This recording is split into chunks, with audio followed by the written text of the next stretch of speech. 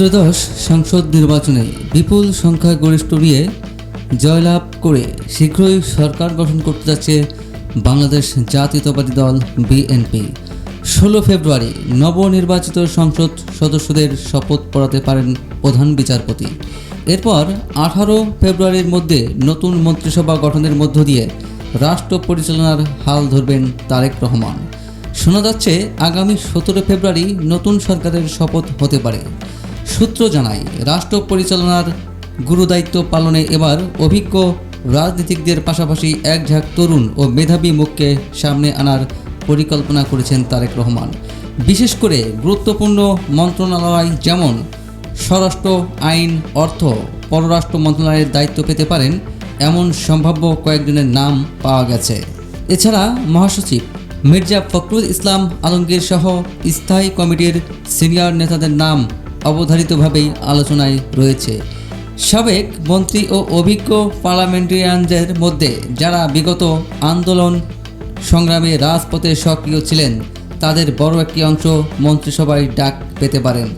বিশেষ করে এবার বিজয়ী উচ্চশিক্ষিত ও পিএইচডি ডিগ্রিধারী 7 জনের মধ্যে কয়েকজন আলোচনায় আছেন। বিএনপির দলীয় উচ্চ পর্যায়ের সূত্র বলছে, পররাষ্ট্রমন্ত্রীর পদে ডাক পেতে যাচ্ছেন বিএনপির যুগ্ম মহাসচিব হুমায়ুন কবির। তিনি বিএনপির চেয়ারম্যানের পররাষ্ট্র বিষয়ক উপদেষ্টা ছিলেন, পরে তাকে কেন্দ্রীয় বিএনপির যুগ্ম মহাসচিব আন্তর্জাতিক বিষয়ক করা হয়।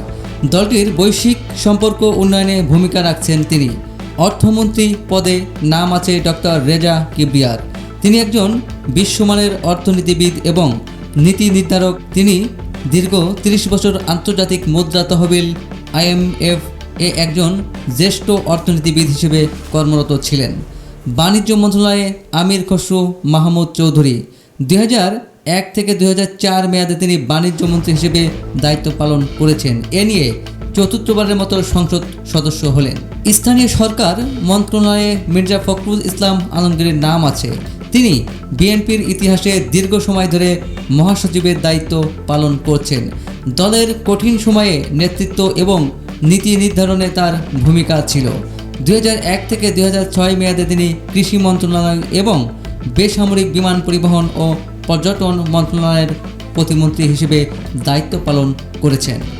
আইন মন্ত্রণালয়ে ডাক পেতে যাচ্ছেন মোহাম্মদ আসাদুজ্জামান। তিনি সুপ্রিম কোর্টের সিনিয়র আইনজীবী এবং সাবেক অ্যাটর্নি জেনারেল।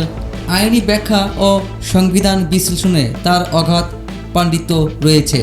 সড়ক পরিবহন ও সেতু মন্ত্রণালয়ে সালাউদ্দিন আহমেদ 2001 থেকে 2006 মেয়াদে বিএনপি জামাত জোট সরকারের সময় তিনি যোগাযোগ মন্ত্রণালয়ের প্রতিমন্ত্রী ছিলেন।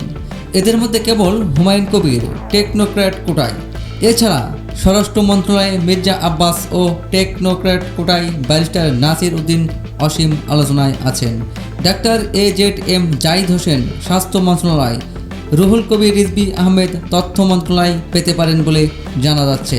এ পর্যন্ত বিএনপির হাইকমান্ড থেকে পাওয়া তথ্য অনুযায়ী মন্ত্রিত্বের জন্য আরও ডাক পেতে যাচ্ছেন নজরুল ইসলাম খান, ডক্টর আব্দুল মঈন খান, গয়েশ্বরচন্দ্র রায়, মেজর অবসর হাফিজ উদ্দিন আহমেদ, ইকবাল হাসান মাহমুদ টুকু, সেলিমা রহমান, টেকনোক্রেট আলতাফ হোসেন চৌধুরী, আব্দুল আওয়াল মিন্টু, আন্দালিব রহমান পার্থ, কাজী শাহ মোফাজ্জল হোসেন কায়কোবাদ, শহীদ উদ্দিন চৌধুরী অ্যানি, অনিন্দ ইসলাম অমিত, খন্দকার আব্দুল মুক্তাদির, আরিফুল হক চৌধুরী, শামা ওবায়েদ, জহির উদ্দিন স্বপন।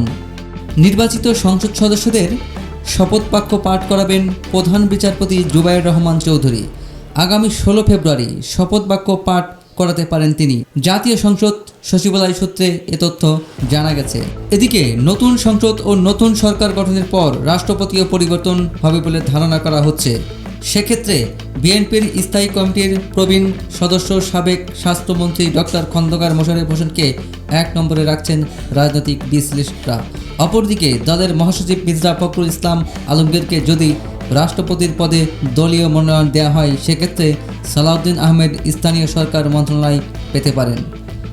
এদিকে অন্য একটি সূত্র থেকে প্রাপ্ত তথ্যে মন্ত্রী পরিষদের সদস্য হিসেবে কিছু নাম পাওয়া গেছে। তবে সব কিছু নির্ভর করছে বিএনপির স্থায়ী কমিটির ও দলীয় চেয়ারম্যানের সিদ্ধান্তের উপর।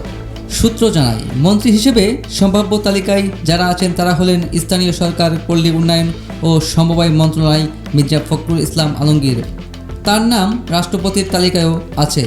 আইন বিষয়ক মন্ত্রণালয় সাবেক অ্যাটর্নি জেনারেল আইনজীবী আসাদুজ্জামান, পররাষ্ট্র মন্ত্রণালয় আমির খসরু মাহমুদ চৌধুরী, অর্থ মন্ত্রণালয় ডক্টর রেজা কিবরিয়া, বাণিজ্য মন্ত্রণালয় সালাউদ্দিন আহমেদ, বিদ্যুৎ জ্বালানি ও খনিজ সম্পদ মন্ত্রণালয় আব্দুল আওয়াল মিন্টু, নৌ পরিবহন মন্ত্রণালয় শহীদ উদ্দিন চৌধুরী অ্যানি, স্বরাষ্ট্র মন্ত্রণালয় মেজর হাফিজ উদ্দিন আহমেদ বীর বিক্রম, শিক্ষা মন্ত্রণালয় আনামা এহসানুল হক মিলন।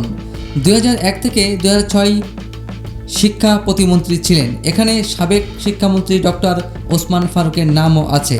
সবকিছু নির্ভর করছে দলের চেয়ারম্যান তারেক রহমানের উপর, কারণ তিনিই হবেন এই মন্ত্রিপরিষদের প্রধানমন্ত্রী, আর প্রধানমন্ত্রী যে কাউকে যে কোনো মন্ত্রণালয় দিতে পারেন।